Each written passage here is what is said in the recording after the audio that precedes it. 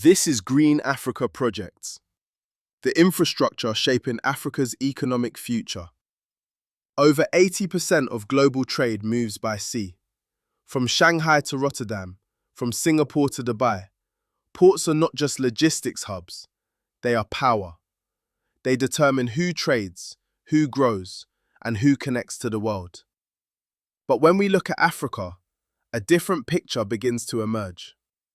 A continent of 54 countries, with vast coastlines, resources, and growing demand, yet still underrepresented in global shipping dominance.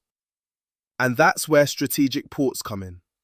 Not always the biggest, but often the most important. Welcome to Mombasa. Located on the Indian Ocean, Mombasa is Kenya's main port city and the second largest city in the country. A coastal gateway with a history that stretches back centuries, from Swahili trade routes to Arab, Portuguese, and British influence.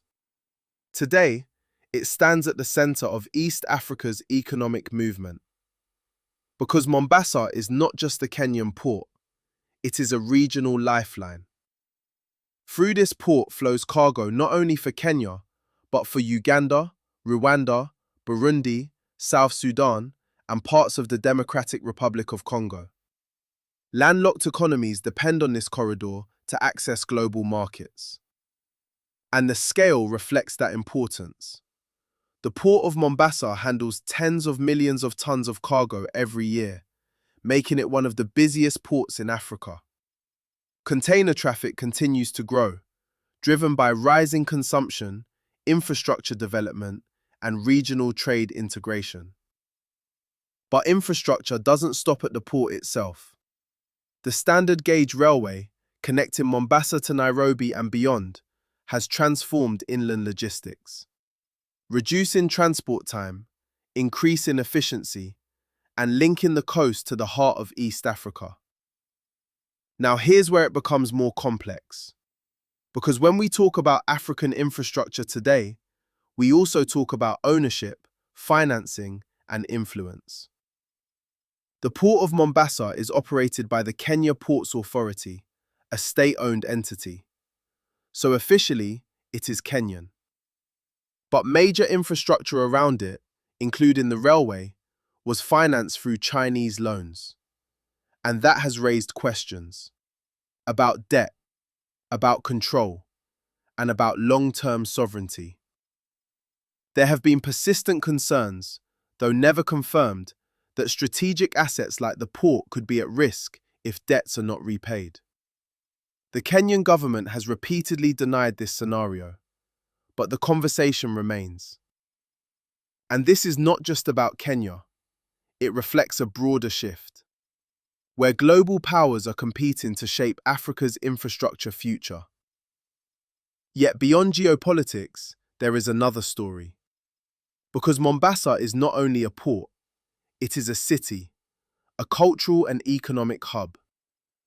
From its historic old town to its beaches along the Indian Ocean, Mombasa blends trade and tourism, a place where container ships and coastal life exist side by side. This dual identity matters, because the future of African cities will not be built on one sector alone, but on ecosystems, where logistics, tourism, urban growth, and innovation intersect. And Mombasa is already moving in that direction. So while it may not be the largest port on the continent, its role is undeniable. A gateway, a connector, a strategic node in Africa's rising trade network. And as Africa's economies grow, ports like Mombasa will only become more important. Because in the global economy, those who control the gateways help shape the future. This is Green Africa Projects.